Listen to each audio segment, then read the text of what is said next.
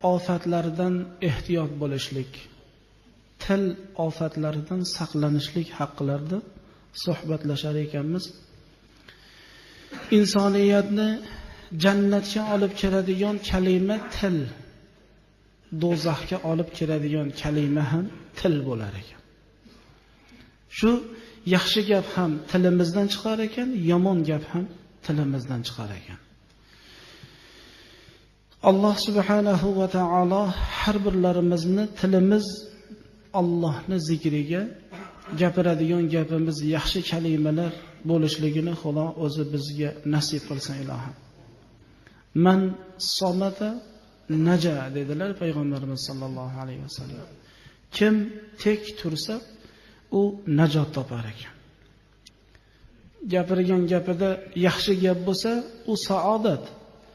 Yomon gap chiqsa, u xorlikka olib borar ekan.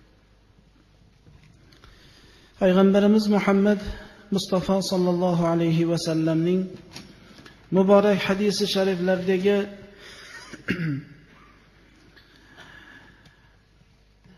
Tuba liman amila bi'ilmihi wa anfaqa al-fadla min malihi wa amsaka al-fadla min qawlihi dedilar.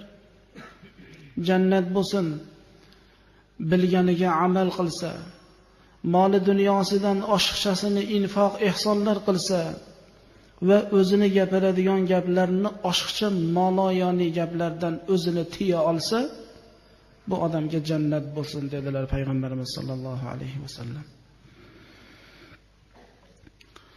Sufyon ibn Abdullah as-Saqafi radhiyallohu anhu aytgan ekanlar: "Ya Rasululloh, haddithni bi amrin a'tasimu bihi."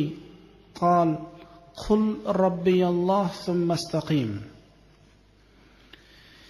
Menga bir gap gapirsalarki, "Ya Rasululloh, bir ish aytsalar, men shu ishni mahkam ushlasam. Men mahkam ushlaydigan bir ishni menga gapirsalar." Dedilar payg'ambarimiz sollallohu alayhi vasallam, "Robbim Alloh degin, shu gapda mustahkam tur" dedilar. "Ya Rasululloh, ma akhwafu ma takhafu alayya." Fa akhadha bi lisani nafsihi thumma qala hadha. Sufyon ibn Abdullah as-Saqafi aytibdilar: "Ya Rasululloh, meni haqqimda o'zlari qo'rqadigan narsani eng xavflirog'i nima? Men haqqimda nimadan qo'rqadilar o'zlari ya Rasululloh?" Payg'ambarimiz sollallohu alayhi